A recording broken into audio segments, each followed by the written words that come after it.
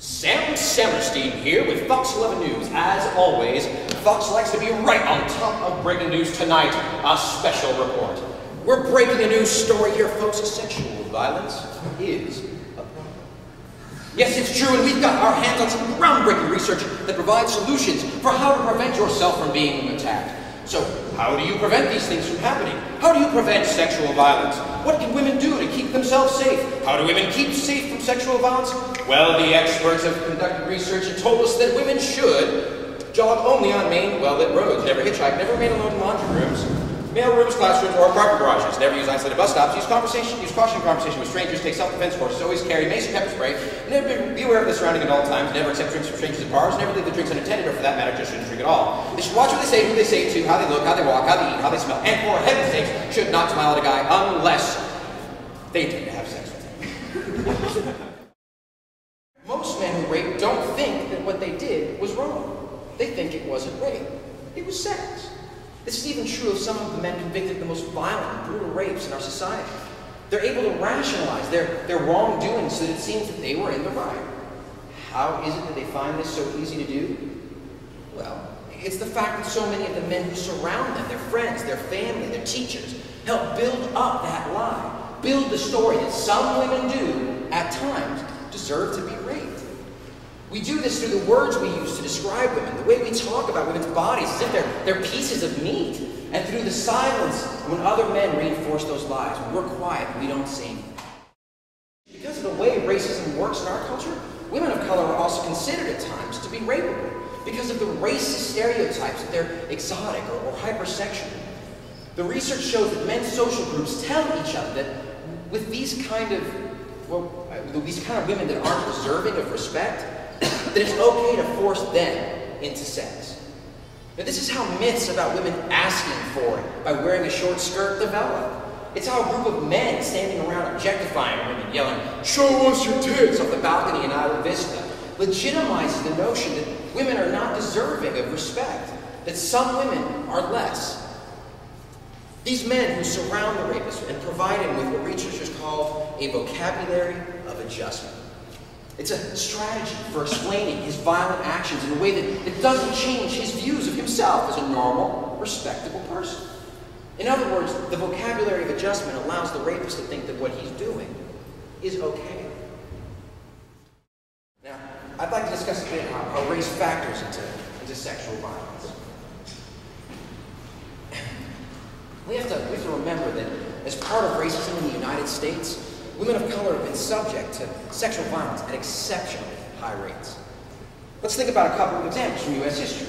First, throughout American history, women's economic history for African American women, their sexual abuse has been perceived as basically an occupational hazard. Because in slavery, black women's bodies were considered to be accessible at all times to the slave master, as well as all of his surrogates. In fact, in freedom, many black women worked as domestic workers, often as maids or washerwomen. And there's a lot of documentation to suggest that those women were repeatedly victims of sexual assault committed by the white men and the families they worked for.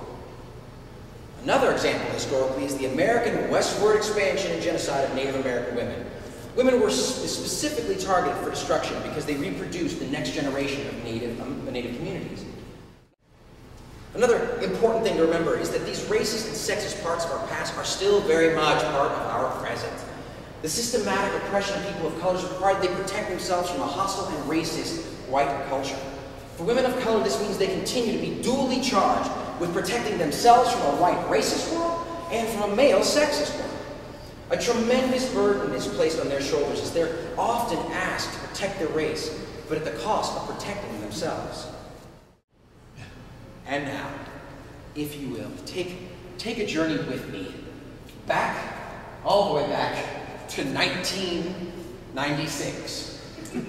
I am at my high school prom, and a handful of friends and I are on the dance floor.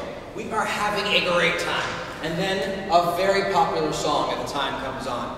Everyone is on the dance floor, including my friends, and we're getting excited, you know. We're starting to dance. We're bumping now. I've got my white guy overbite going strong. I got my guy dance going good. Right? And then the chorus comes on, and together, united, we all shout, "You ain't nothing but a hoochie mama, hood rat, hoochie mama." Do any of you think it strange, sad, or moderately disgusting that I sang that song out loud with pride on the dance floor with 200 of my high school classmates? At the time, I didn't know all of what that song was about, right? I mean, I knew some of what it was about. I certainly knew that a hoochie mama wasn't a good thing to be called, and I basically understood that a hoochie meant someone who was slutty, and that she was a mother, because she was a mama, hoochie mama, right? But for some reason, I didn't care. I mean, I certainly had never been told why I should care they were calling for that. You see, that's the catch to privilege. Male privilege, white privilege, class privilege. They allowed me to sing that song with no guilt or responsibility for the message I was endorsing, for the ideas I was supporting and promoting. With our privilege blinding us, we, my friends and I on the dance floor, we reinforce the concept that some women, especially poor women or women of color, like this hoochie mama, are okay to abuse. Another huge myth about sexual violence, one that women's sexuality can somehow cause men to be unable to control ourselves, that her sexuality can somehow cause a man to rape her. Well, that myth itself is fueled tremendously by the idea that women of color are hypersexual, that they want it. If we allow any myth like that to continue, if we allow people to believe that it's even remotely possible that just because of what a woman looks like, or dresses like, or because of her skin color, that she's sending a signal or asking for it, well then we allow ourselves to legitimize sexual violence against all women. How can we hope to challenge that myth if we allow the racist myth about women of color's sexuality to flourish? The simple answer is, we can't.